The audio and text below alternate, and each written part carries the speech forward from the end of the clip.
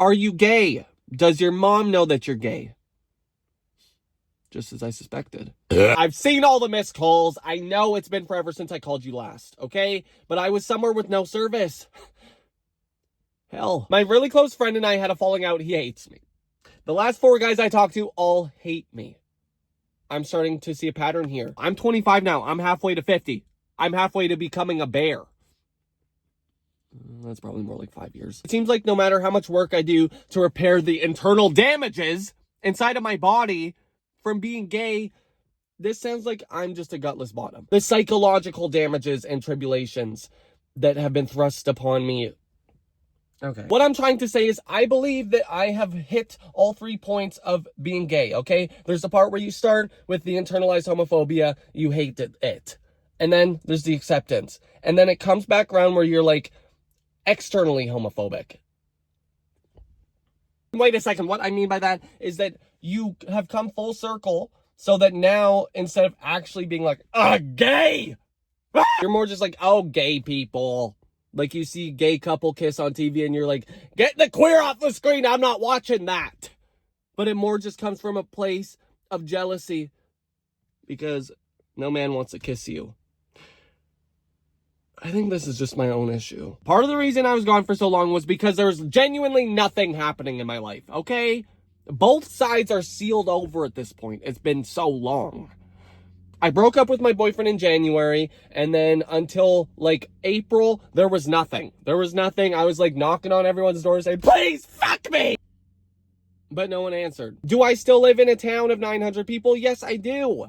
Is there still only one gay person being me in this town? Yes, there is.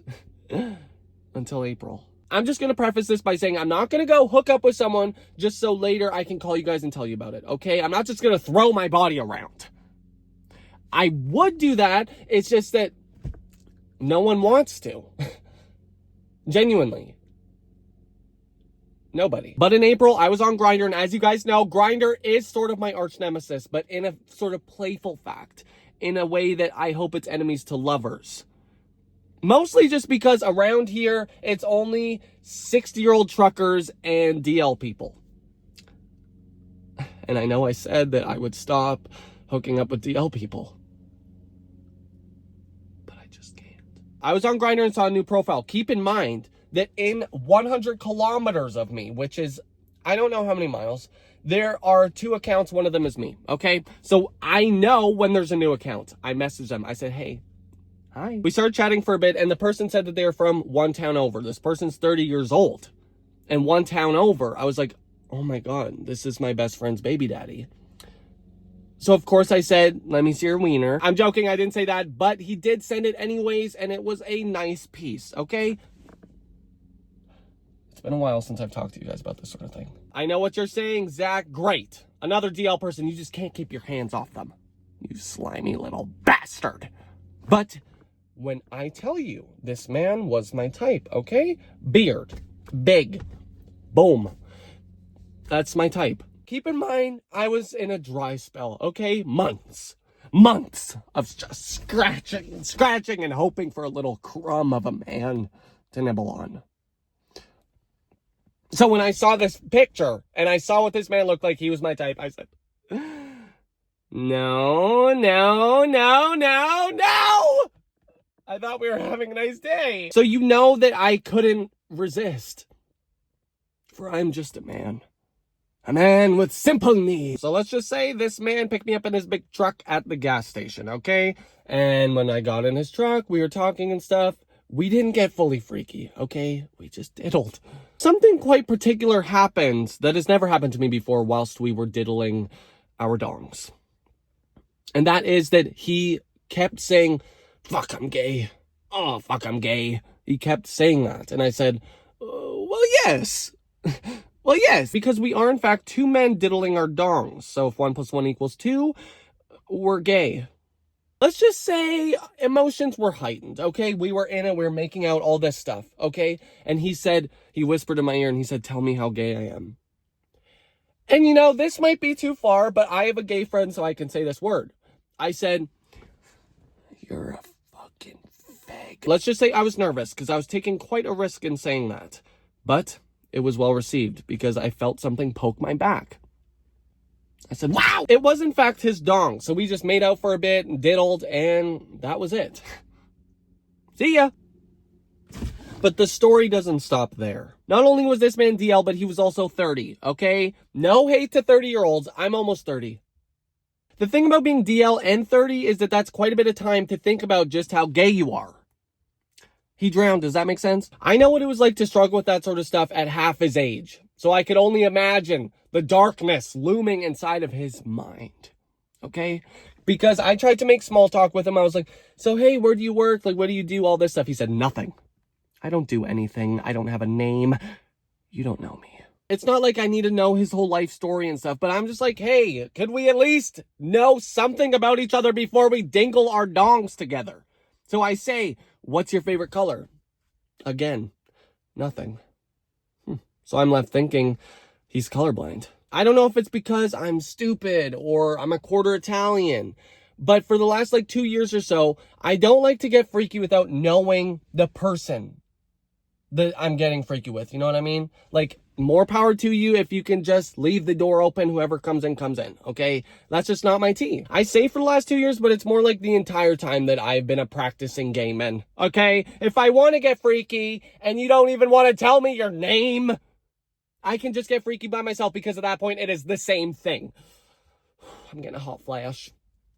Sorry about the outfit change. I did, in fact, sweat my balls off. But the DL guy served as the 10,000th stark reminder that those situations just don't serve me anymore, okay? I don't know how many times I have to be reminded. The thing is, will there be more reminders in the future? Yes, absolutely, because the D is fire.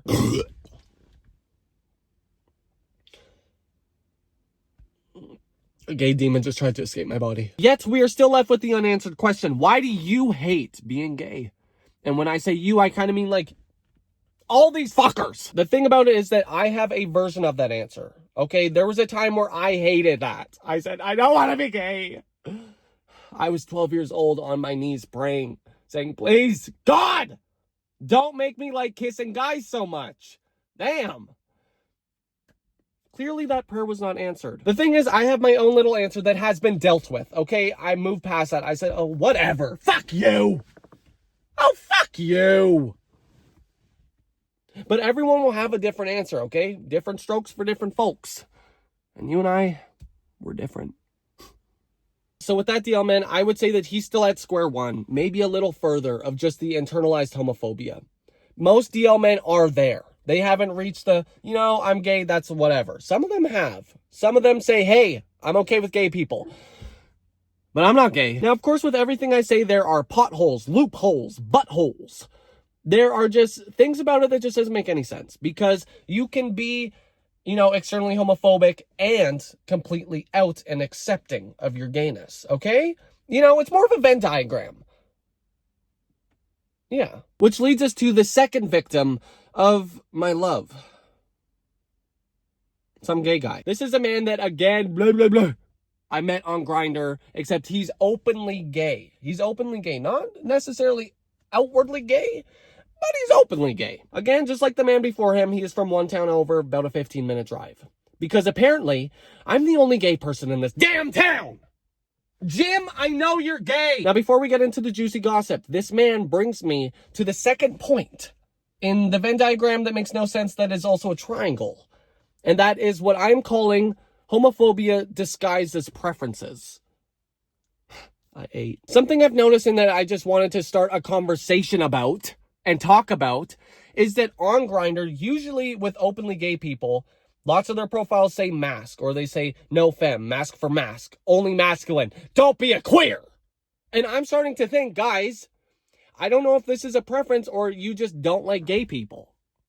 What's wrong with being a little fruity? Now, of course, it goes without saying, everyone can have their preferences. I have my own, okay? Mine is if Bigfoot gained 270 pounds. That's my preference. But I think where preferences become evil is when you just completely cut out, there's not even a chance in hell that I would ever sleep with a fruity man, as you are a gay man slobbering on wieners. some food for thought. That being said, this could totally just be a me thing, and that I can't personally afford to cut anyone out of the pasta. What am I saying? Now, this guy that I saw on Grindr, his profile was blank and it just said Mask. His name was Mask on Grindr. And me, I don't necessarily know where I sit. I would say I'm pretty in the gray area. I don't think I'm necessarily masculine at all, but I don't think I'm necessarily super feminine. Of course, I am built like a woman. I was feeling pretty courageous, and I thought to myself, you know what? If this is one of those guys that only likes masculine guys, if he meets a completely, in every single way you can think of, average man, it could maybe break him out of that. What I'm doing is the Lord's work. It's a tale as old as time. We were talking on Grindr. Now, the conversation is going great. We're having great little banter. And then he asked me out of the blue, completely unexpected to me. He says, hey, do you want to meet up and go on a date? I said, you don't just want to pick me up in your truck and then get me to call you the F word? Now, don't celebrate too early, because the thing that he asked me to do for the date was go golfing. So, you may not know this about me, but I hate golfing. I hate golfing. I don't like anything that I'm not immediately good at. If I'm not good at it, I don't want to do it.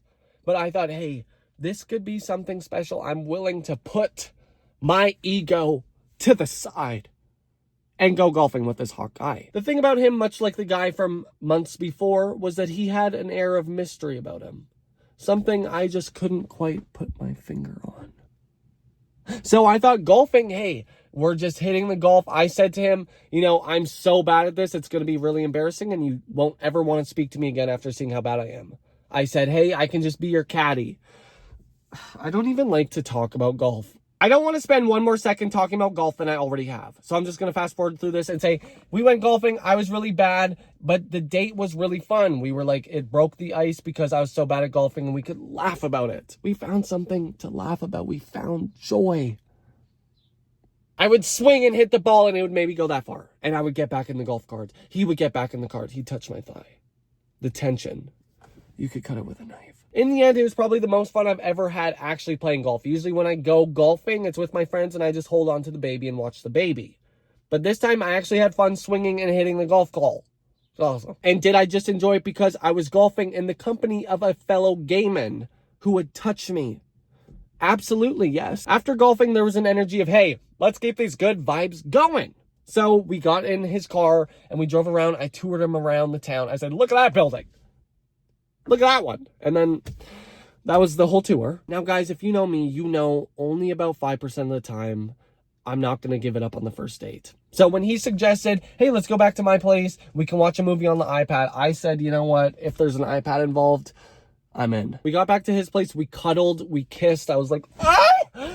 This is what being gay is all about. Just kissing people. I love to kiss. I go through hell kissing. Safe to say there was a lot of kissing and cuddling. Hey, maybe we diddled. Maybe we diddled, but we didn't go full freak, guys. This was the 95% because I was like, this could go somewhere. This could be something special, you know? And I suggested I take him out for lunch today and he ghosted me, so. Yep. You're all I have in this world. Something you should know about me is I don't care if you're just going to be a one-night stand or whatever. I'm just going to be me. I'm not going to hold back and try and be someone else. I'm just going to be me, okay? I'm going to be annoying and mostly just annoying. You know what? If me being unapologetically me is going to make you hate me, then I'm going to cry. But guys, I'm still holding out. There could still be something there. Okay, maybe he's just busy. Maybe he hates me. Sometimes when I'm feeling silly, I'll say, oh, Diva, you better work. Like, I'll say something like that. And when I did that with him, I could tell, let's just say he wasn't very receptive. And that brings me back to my point. I'm not saying this is necessarily the guy that I went on a date with, but it did just remind me that people do disguise their homophobia as preferences, okay? Just because someone's super femme doesn't mean you should completely cut them out. Just like I'm sure there's people that don't like guys that are super masculine. So you'd probably hate me, I bet.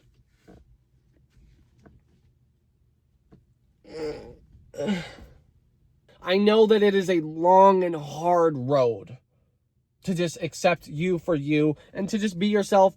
But guys, what I need you to understand is that it's completely worth it. Even if you're like me and being completely you turns everybody off, it is completely worth it, because you know what you have? Maybe is a hands. And you know what? My hand has never let me down. So here's to hoping that I'll get my ass ate.